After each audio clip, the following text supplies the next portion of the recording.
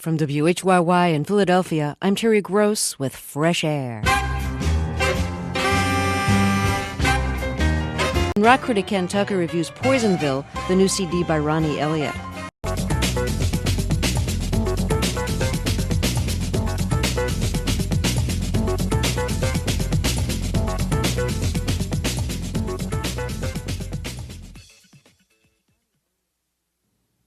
Ronny Elliott has been making blues-influenced rock and roll since the 1960s, but he's never become a star.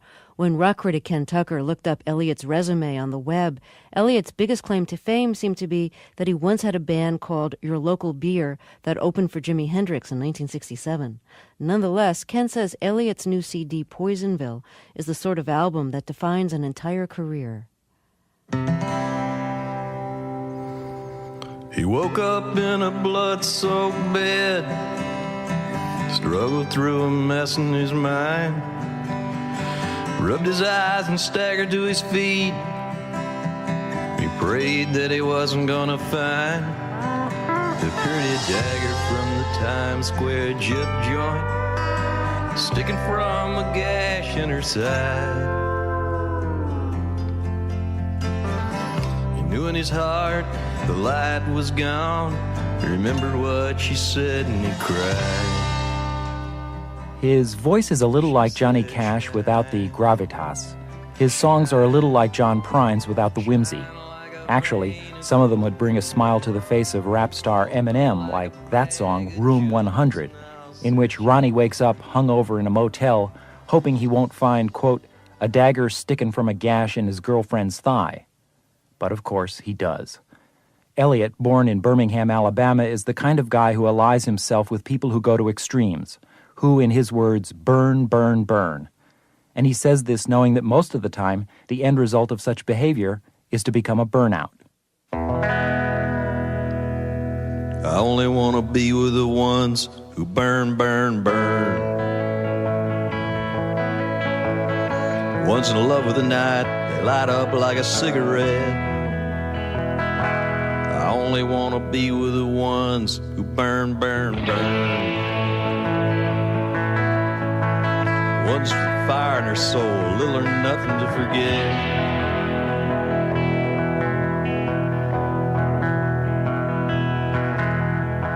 I'm wanting romance and feeding the fire and looking for poetry, searching for desire. I'm praying for God, begging for gin. I'm looking for goodness, living for sin. Ronny Elliott stops his CD dead in the middle to pull off his most audacious trick.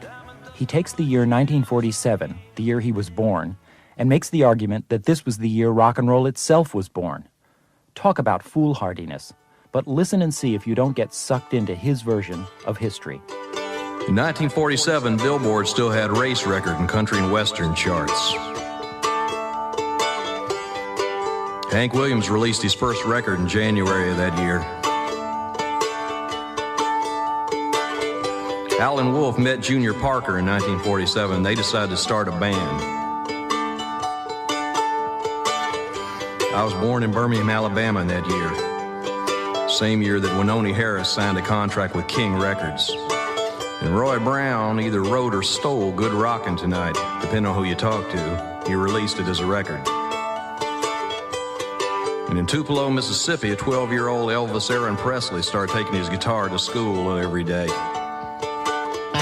Now the radio has gone to hell, Hank Williams has gone to heaven. They ask you when rock and roll was born, you tell them 1947. Throughout this CD, Ronny Elliott sprinkles literary allusions ranging from Jack Kerouac to Vladimir Nabokov, but for once, this is a singer-songwriter who earns his bookish ego, and at no point more so than in the title of his CD, Poisonville.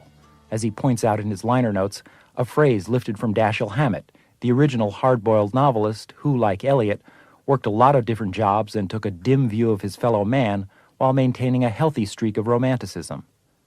Commercial luck has always eluded Ronny Elliott.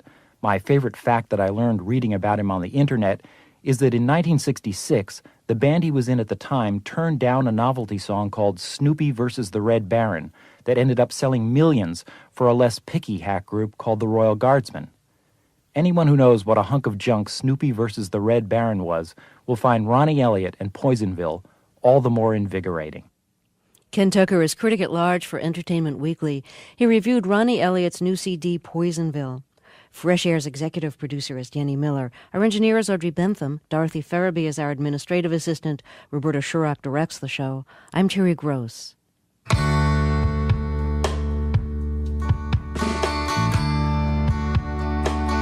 I'm living in a state of mind, having fallen from a state of grace.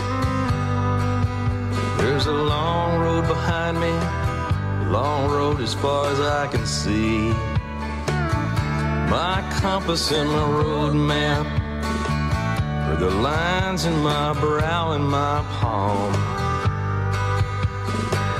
The road that's straight is never the road that's free. I'm living in Poisonville, got no love, I guess I never will.